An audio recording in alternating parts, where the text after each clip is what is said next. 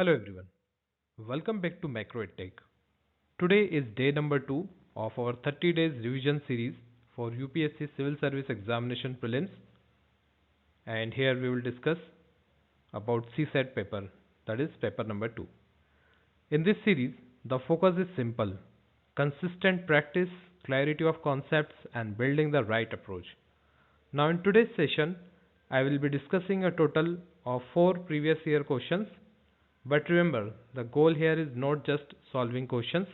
The real purpose is to practice different types of questions, to develop your thinking process, and most importantly, to build a correct approach.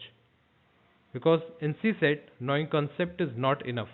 What truly matters is how you think under pressure, how you break down a question, and that skills come only with practice, practice, and more practice. So as we go through these questions today, I want you to actively think long, pause the video, try solving on your own, then compare your approach with mine. So alright, let's start with question number 1. Question number 1. Let x be the real number such that x between 0 and 1 means x should be less than 1 and greater than 0. Which of the following statements is or are correct? X square greater than x cube, and second statement, x is greater than square root of x. Select the correct answer using the code given below. 1 only, 2 only, both 1 and 2, neither 1 nor 2. Here you can observe the pattern of qualifying questions in CSET. This type of question is frequently asked by UPSC, so it becomes very important from an exam perspective. Now to solve such questions comfortably, you need some basic understanding of logical reasoning and a grip on fundamental mathematics concepts. So you don't need advanced math here, just clarity in basics and ability to apply logic correctly. So focus on how we approach this question, not just the final answer. Now as per the question, value of x between 1 and 0 means x should be greater than 0 and less than 1. Suppose I choose x equal to 0.90. Why? Because we have to be solve to a statement where x square greater than x cube. We have to check, and second statement, x greater than square root of x. So as per the first statement, if we square this number 0.90 into 0.90, we will get 0.81. So you can check here, x is greater than x square, and for confirmation we will get x cube 0.81 into 0.90, you will get 0.729, means x square greater than x cube. In similar way, we have to check this is first statement is right, and now for second statement, x 0.90, then root x means root 0.90. So without solving, you can check by simple logic here. You know, we have x square is 0.81,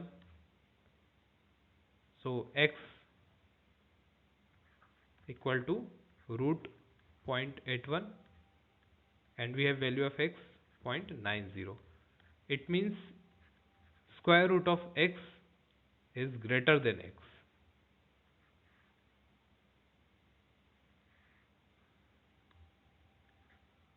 Right? So this is a wrong statement. Now question number 2. The average of three numbers p, q and r is k.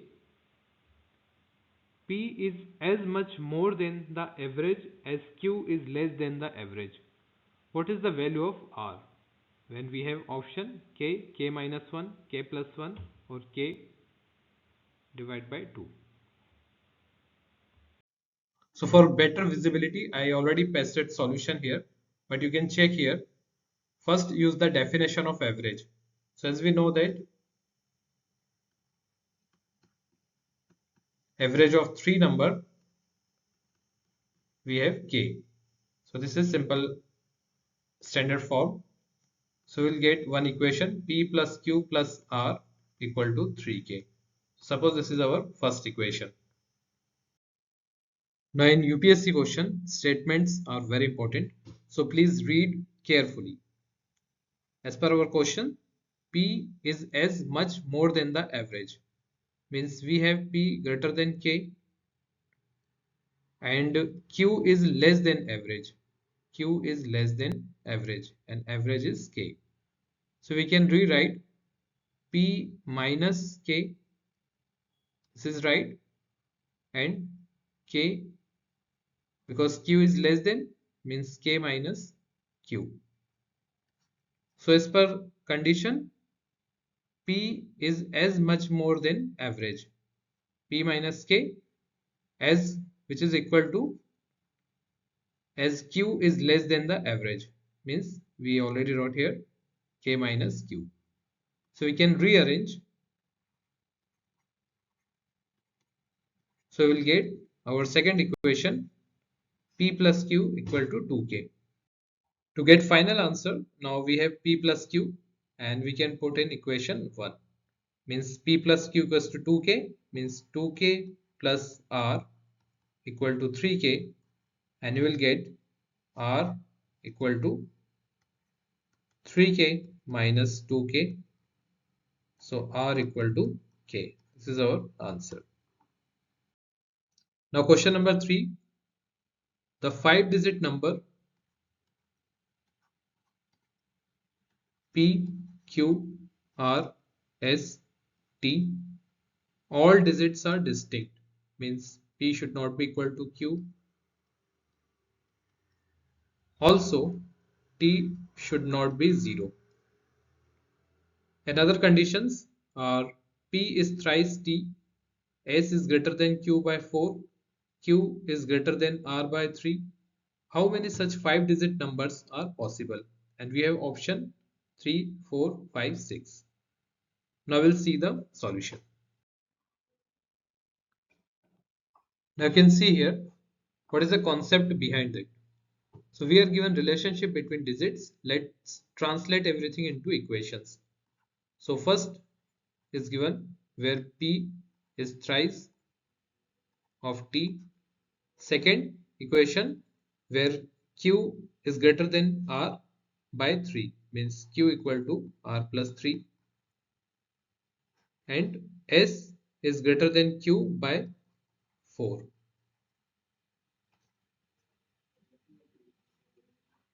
And on Q we can write Q equals to R plus 3.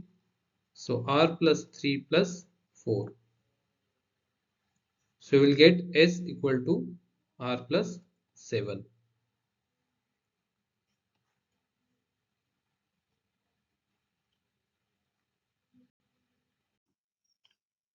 Now first condition, T should not be equal to 0. Second, all between 0 to 9 and all numbers should be distinct. So with this we can proceed. First, P equal to 3T.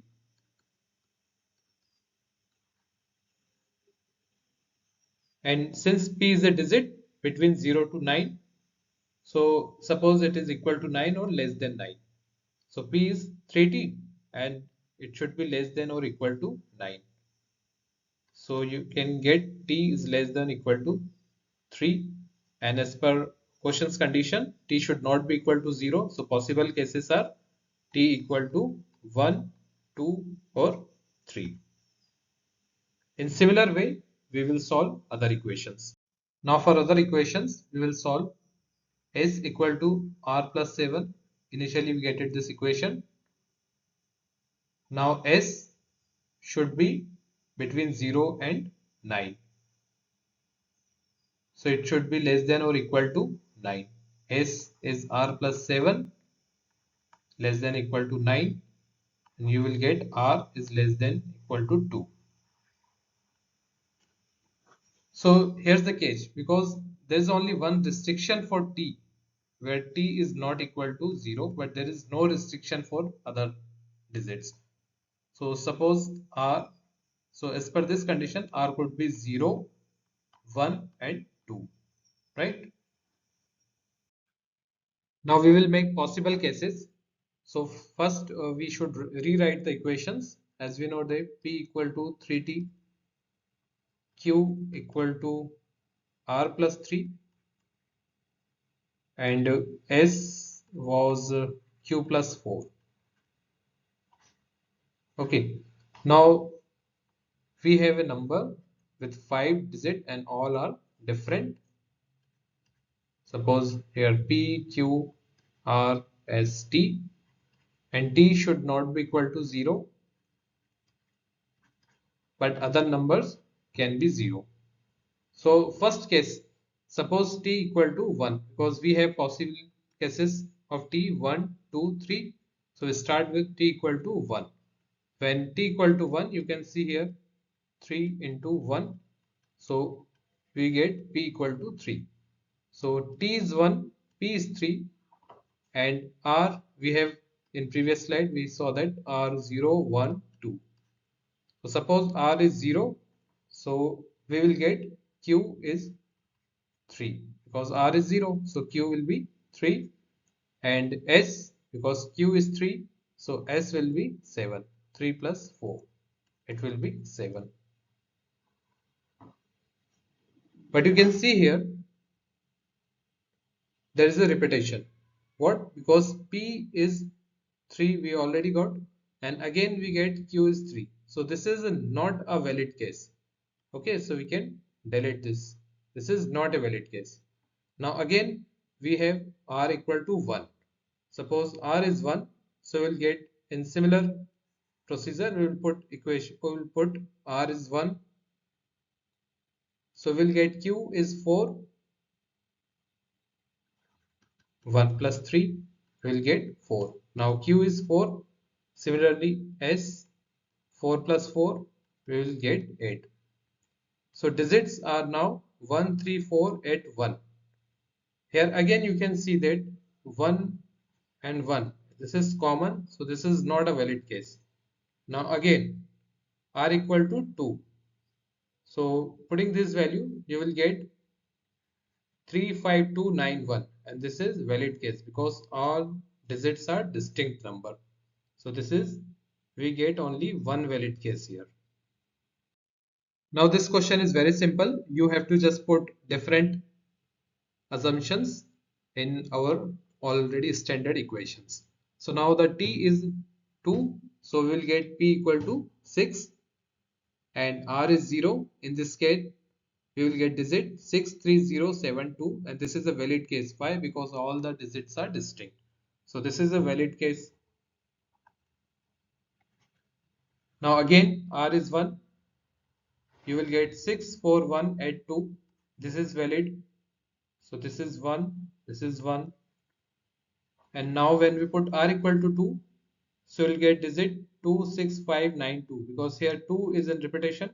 So this is not a valid case. So total we got 2 valid cases in this case number 2. Now T is 3, and so we'll get P equal to 9. When R 0, you will get Q3 as 7. Here Q equal to T, not valid. Now when R equal to 1, you will get digit 94183. This is a valid case. When R equal to 2, you will get Q equal to 5, S equals to 9.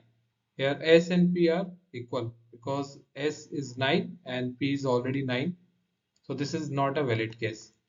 So total only one valid case in case number 3. Total count in first case we will get only one valid case. In second case we get two valid cases, and in third operation we will get only one.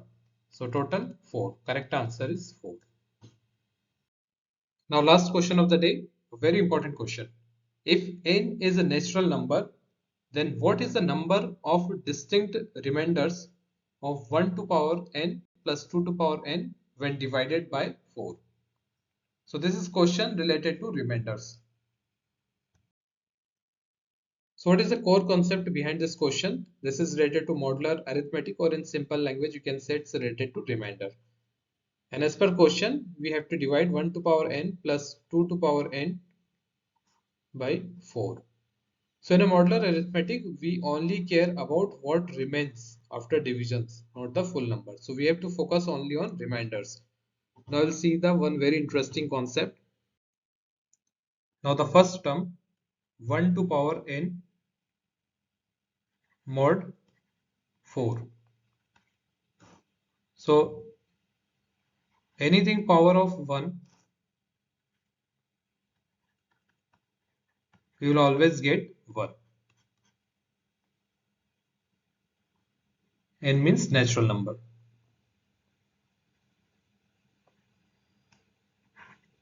So why we get remainder 1? Suppose I put 1 and here 4. So why will I get remainder 1? So you can assume and think like that. Suppose we have one chocolate, right? And 4 people. And we have to distribute equally without breaking this chocolate. So obviously we cannot do. So in a similar manner, we cannot distribute 1. So remainder will be 1 only, means leftover portion. So we left like a 1 chocolate. So here already we have 1 which cannot be distributed in 4 members. So remainder always will be 1 in any case. Now second term 2 to power n, it will become 2 to power n mod 4. Now we'll change value of n. Suppose n equal to 1 means 2 mod 4. This is similar like our previous first term where we can't distribute 1 among 4. So in similar way we will get remainder 2. You can think like that. How many times does 4 fit into 2? That is 0 times. Means we can't distribute 2 chocolates among 4 people equally without breaking chocolate. So there is a leftover portion is 2. But now when n equal to 2, so we'll get 4 and 4 mod 4, it's 4 totally consumed. So there will be 0 remainder, 0, 0. So what we'll get idea? This is cyclic pattern, cyclic behavior. Means when n is 1, remainder 2, and whenever n is greater than or equal to 2, remainder always will be 0. So this happens because higher power of 2 become multiple of 4. And when a multiple of 4, it means it's totally consumed. Now we will add the remainders. In first case, when n equal to 1, 1 to power n, 2 to power n, mod 4. When n 1, we get remainder 1 in all cases, and when n is 1 we will get remainder 2, means the leftover portion. So it becomes 3 mod 4, and now when n is greater than 2, anything greater than 2 or equal, the second portion 2 to power n becomes the 0, and first one is always same for all values. So it will become 1. We'll get 1 mod 4. Now the possible remainders are 1 and 3. This is our answer. Or number of terms in count, we can say that 1 plus 1 total 2 counts. There's only 2 possible remainders, 1 and 3. So 2 is our answer. So that's it for today. You can connect with me on LinkedIn. You can ask any doubt at info@macroedtech.com. The LinkedIn link is available in the description. Thank you so much for watching. If you found this video helpful, don't forget to like, share and subscribe for more content like this. See you tomorrow.